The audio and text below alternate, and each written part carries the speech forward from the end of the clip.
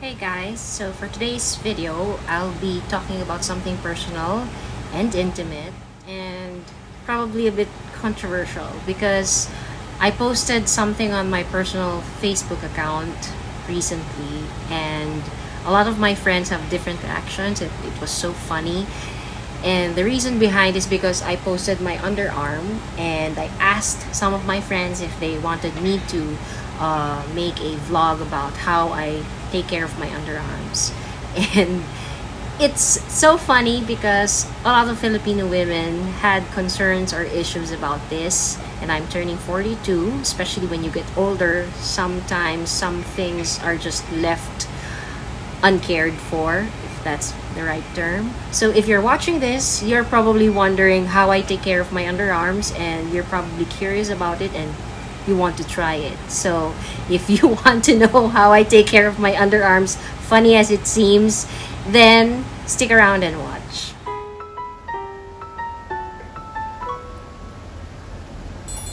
I'd like to make a disclaimer first that whatever I'll be sharing with you here are my personal experiences, which means that you may have experienced the same thing but had a different result, so it's still good. I will not try to contest anything with anyone because this is my personal experience, so I'm just sharing it with you, and if it may help or not, it depends on how you would take it. Okay?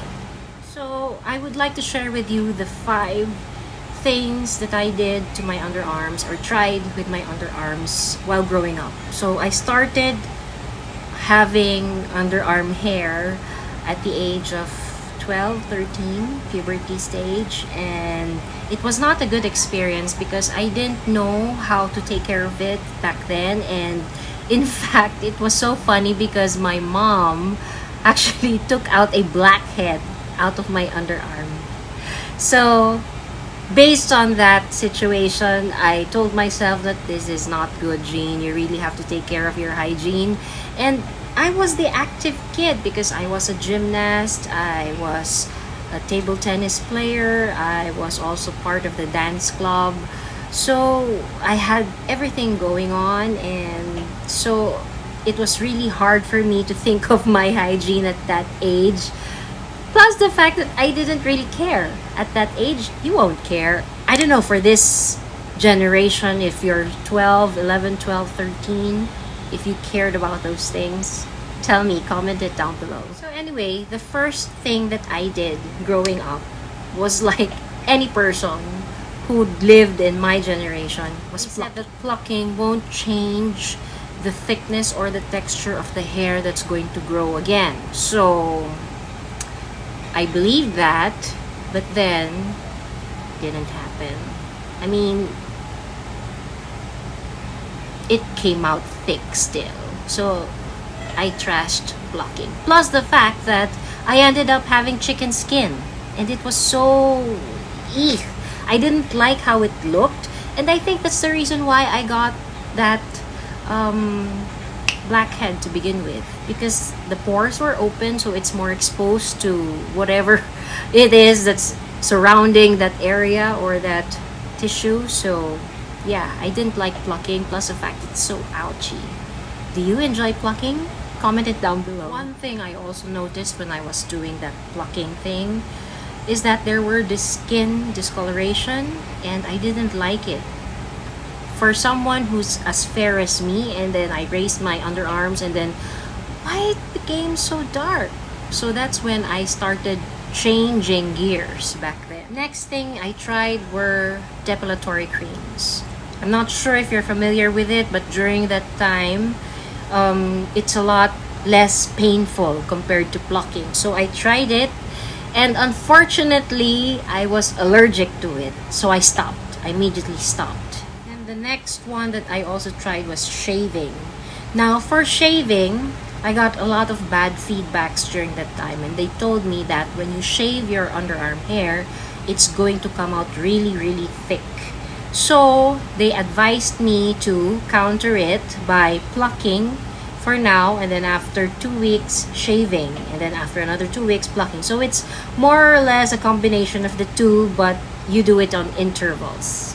I don't know if you get it, but that's what I did. So that happened for quite a while. I think for most part of growing up, that's what I did. And then I noticed again that my underarms are becoming darker and darker and darker, and until such time that it also developed a lot of chicken skin. And then I was like, what the heck? What's happening to my underarms? I was really concerned, and I was around in my mid 20s, I think, or early 20s. I even used different types of deodorants and antiperspirants. I even used this antiperspirants for male, this Gillette gel type of antiperspirant. I used that, and because it was so good. I mean, the smell was so nice, and I liked it. Remember, I was so active in school, so I wanted to wear something that would make me smell nice somehow. Another thing that I experienced doing was waxing. You know, the hot wax and sugar wax that you use. It's a lot similar to plucking, so I also stopped doing that. Plus the fact I didn't like the heat, I wasn't really comfortable with that gooey stuff sticking to my skin. So, fast forward to my mid 20s, I met up with my best friend Lavella, and she shared with me something that will change my underarm life. Then I had my best friend tell me that she had her first IPL experience, and she shared it with me. At first, I was really scared and adamant to try it, but apart from that, it's the amount of money that I have to shell out. So she told me that she doesn't use any deodorant, and if she needed to, she's just using Milku powder. So I asked her, so what did you do? And then she told me that she had her IPL sessions with Dr. Sandy Tan. So I immediately scheduled myself, but it was not initially with Dr. Sandy Tan. I had my IPL session. It was an investment actually. IPLs or laser diodes are actually an investment, because if you want this, you have to remember that these are your underarms and you're going to have them for life. So you might as well invest in yourself while you're still young. And for me, it was really an investment because I didn't like it that I was so fit, I was so buff, and yet I couldn't wear the things that I wanted to wear because my underarms were darker than my fair skin. So it's something that I invested in, and it took probably like 2-3 sessions before I actually, on the first session, you would actually see already the difference. You would feel the difference, and you would feel a lot more confident. So I tried also the laser diode, but I still much prefer the IPL because it seems to me personally, it seems more effective than the laser diode. That's just my experience. I know that there are a lot of women out there who have tried a different approach or a different, they prefer laser diode over IPL, but for me personally, I like the IPL. So, fun fact, after the IPL or laser diode, you're no longer going to have hair in your underarm. That's not true. You will. You will still have hair on your underarm, but the thing is, the hair that will come out will be teeny tiny, very thin hair, just like baby hair. And so it's easier to manage.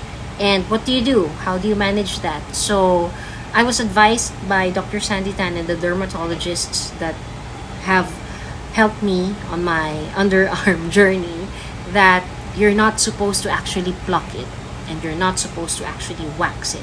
Those things will just make them darker again, make them chicken skin appear again. So they just advised me to do shaving. And that's what I did. I just shave off any hair that comes out. And it's funny because the number of hair that just comes out is like 1 or 2 or 3. If there's more of the hair that comes out, I go ahead and schedule myself for another IPL session or laser diode session. And that's it. The last session that I had was, I think it was 2018 or 2019. I can't remember. And that's it. That's it. That's just it.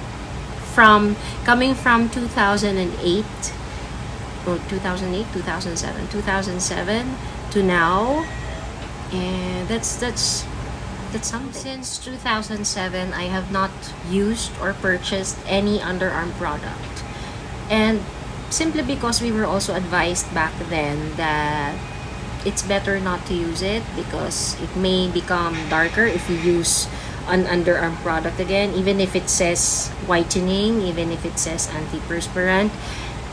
It's better to not have anything at all on your underarm. And it's true, I've done it. It's been more than a decade, and at my age 42, it works for me. You want to know a secret? I actually use Jojo's shave. The shave that he uses in his mustache and beard. I use it in my underarm. So probably after this vlog, he's going to throw away his shave in the restroom. Because he will think that, ew, it's like kissing your armpit. Anyway, thank you so much for watching. This is a really intimate and personal vlog, and I hope I was able to help you out in deciding for yourself if you want to invest on your body or not. But basically, for me, it was very worth it. There's no regret. By the way, just an addendum, if you think that IPL or laser diodes are too expensive for you, just think about this. For 13 going 14 years or 15 years, I never had to purchase another deodorant anymore. So that's how much did I save. So it's more of like a trade-off if you would look at it that way. Trade-off that I would actually end up or result into good armpits. So I'm sure that you're not gonna regret it. So if you want to know more about nails, beauty, skincare, makeup transformations, anti-aging secrets, please subscribe to my channel, and I hope to see you in my next vlog. Bye!